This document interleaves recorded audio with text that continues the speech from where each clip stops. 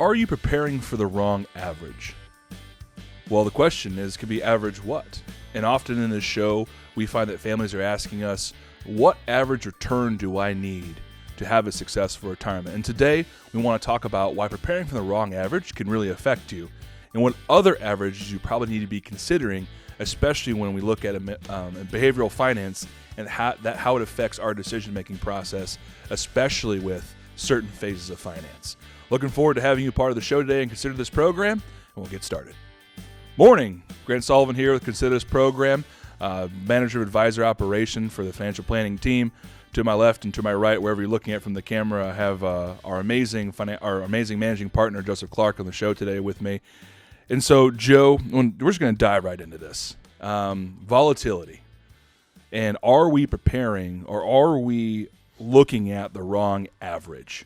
And I think you started the show beautifully in the intro, and that is when we're looking at averages and we're looking at average return, the false assumption is that families will come in and they'll say, and they hit a transition, or not a trick necessarily, but a transition, where they're coming in and they're saying, it's time for me to retire. It's time for me to start pulling out my fixed income, Social Security. And Joe, Grant, I've had a 9% average rate of return in the market, so I'm going to take 7, and it's going to work. And so when people come in and they hit us with that, from a planning perspective, Joe, why is that the wrong average to pay attention to, and what are they getting in trouble with, especially in distribution? Well, I like to teach people via stories, so I will just start there. Okay. If you were going to fly to New York City today, Okay. What attire would you take? Would you have a coat? Would you have an umbrella? Would you have shoes? What would you take? This day, I would take a coat, some snowshoes, and maybe even a snow shovel. There you go. And what if it was July? Probably some shorts, maybe a nice pair of sunglasses, a Hawaiian shirt maybe. Oh, it makes sense. Mm-hmm. I don't know about a Hawaiian shirt in New York City, but okay. I mean, you can get away with that. I mean, it looks, spiffy like you do, Mm-hmm. right? Thank you. Nice shirt, by the way. Anyhow, the average temperature in New York City is 55 degrees and rainy. That is the average. But if you showed up in July in a trench coat with an umbrella, you're going to fry, mm-hmm.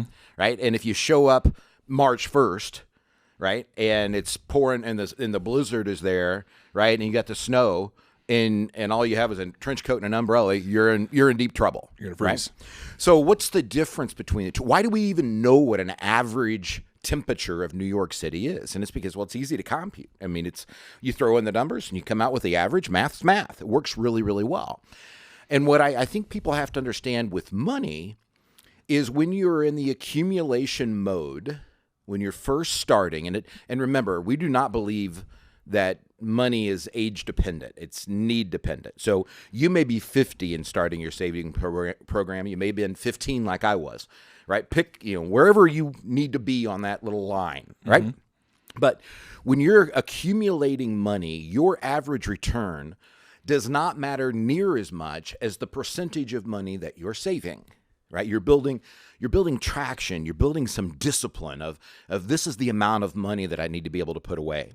Eventually, you get to a mode that we call preservation, right? And that's when you've saved up enough money that what you're adding today doesn't matter near as much as the return on the money that you've already got, right? Mm-hmm. And this is when the average temperature in New York City matters, right? It's 55 degrees and rainy, okay? Your average return during the preservation stage, provided you're there beginning, middle, and end, mm-hmm. the average return matters, and it's worthwhile data. The problem is when you go to pull the money out, Grant, and you go into distribution and you start to take it out, you need to know if you're showing up in July or if you're showing up in March, right? You need to know what clothing that you need to have on, and I think one of the biggest mistakes people make in their investment portfolios is it's static, right? They can see outside that it's snowy suddenly or rainy, but they don't make any changes. Right. Right? And it's kind of like our cars are in the garage, and this happens to me all the time at the office, right? My car's in the garage. It's a heated garage. I get in the car, and by the time I get to the office, I recognize I should have put on a coat, right? Right. If I didn't walk the dog, I didn't know that it was cold outside. Well, folks, there's a lot of stuff that happens in your portfolio where it's like your car is parked in the garage, right? You need to be making changes, and you don't necessarily know what they are because you don't know how to necessarily look at the barometer and what's going on in the world. And Joe, I think that's such a beautiful story. And one of the reasons why having you as an adjunct professor, almost 12, 13 years ago now was so special because the stories make sense. I want you to hear what Joe said. And that is, we often make decisions off of averages, and we forget that seasons do play into how we distribute money. And so what Joe's trying to articulate, and he's doing very well, is that if we aren't going to make changes as things change, then we're setting ourselves up for disaster financially. And I'm going to pull this back, Joe, from more from an investing discussion to a planning discussion. And here's what I mean. This is now months and months ago, but in our thirdly, we had talked about when it was back in 1995, you could have had 100% of your assets in a bond model, and you could have had an average rate of return of about 7.5%, even though bonds don't produce return, they produce coupons. But I want you to know that the average growth and the average appreciation of that portfolio was still about 7.5%. And you had a standard deviation, meaning the sides of the coin that could be positive or negative was only about 7%. Fast forward to today, and that bond holding, that bond portfolio now can only be as large as 10% to get the same return. And what Joe's saying is that that's having your car parked in the garage. That's not knowing that the world, to some extent, may have left you behind in some of your decision-making when it comes to controlling the return. And so when people come in and say, here's what I need my average to be, the appropriate question our planning team always asks is, great, so when are you going to pull the money out? Spring, summer, winter, fall. And it helps to then put families in a mindset, Joe, where, okay, maybe I should stop focusing on the average, and what I should start focusing on instead is process. Because the only way we can control how we effectively plan in the future is to eliminate emotion when making investment decisions. And later in this show, we're going to talk about how prudency can actually become a powerful thing that works against you when you're making emotional decisions, and how we effectively apply good change over time is through process. And here at the Financial Enhancement Group, we use the process called the risk barometer. How we remove emotion, how we get away from talking about averages and making decisions off of average returns, is we take a look at what's going on in the market fundamentally. So economically, what's happening? Then what's the technical look like? What's the technical way of the market? And how do we address seasonality?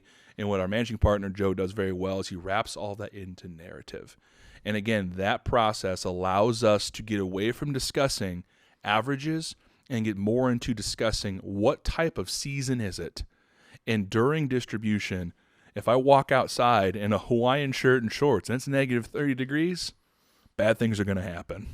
Absolutely. So what we have noticed, or what I've learned in 3.5 decades of being in this industry, is people tend to focus on one of four things. And so when Grant talks about behavioral finance, we all have to understand that we have certain biases amongst us. And it is impossible for us, they tell me, as a psychology and psychiatrist, it's impossible for me, if I'm holding up this coffee cup, to give as much thought about this other coffee cup that I have over here, because I need 2 coffees apparently. You think most about whatever is in your mind at the time. You overweight the amount of relevance that particular cup of coffee has, or that particular investment in a portfolio, or the particular cost of something. We overweight it because that's where our focus is. And we have a thing at the Financial Enhancement Group we call the Fiduciary Focus, where we base everything on 4 things that we look at: risk and volatility, fees and expenses, taxes both today and tomorrow, and real return, which is inflation. Now, being in anywhere you're listening to the radio programs or any podcast, one of the biggest conversations today is inflation. That's that real return. But folks, that concept has been dead as far as discussion for the last 15 years. It's certainly not dead to your retirement. That's why your Social Security checks are up 5.9% this year, right? But we tend to focus too much on one of those four areas. Grant's job, the job of having a disciplined plan, the reason we have a risk barometer to make sure that your portfolio is not adjusted just for how you feel today, but what the real indicators really are, what's really happening in the world, is we're able to use that risk barometer to say, okay, we need to make some adjustments based on a lot of different factors, none of which are emotional that could be happening to the economy, or emotional that may just be in your lives. When you look down and you see some of the research about how people behave at different times during the day, let alone different days, right? But at different times during the days, when you're able to actually receive that data and look at the differential, you'll know that there are periods of time where people just make financial mistakes that they shouldn't make. You need a discipline. Absolutely. And so if you're looking for a team, the fiduciary team, to come in and help you analyze and readjust some of that average thinking, please reach out to either Joe, myself, one of the other advisors on our team, or we'd love to go through the Fiduciary Focus with you and help show you how that specifically impacts your individual situation. The team can be found on www.yourlifeafterwork.com. Give Brittany a call. She's one of our team members who's able and willing to facilitate how we're the right fit and get you in front of the right advisor based on the office that we're in. We'd love to engage in this conversation with you. Again, make sure you understand what average you're actually paying attention to and why it matters, because that could be the difference between making good decisions financially and poorly. We look forward to talking to you soon. 800-928-4001.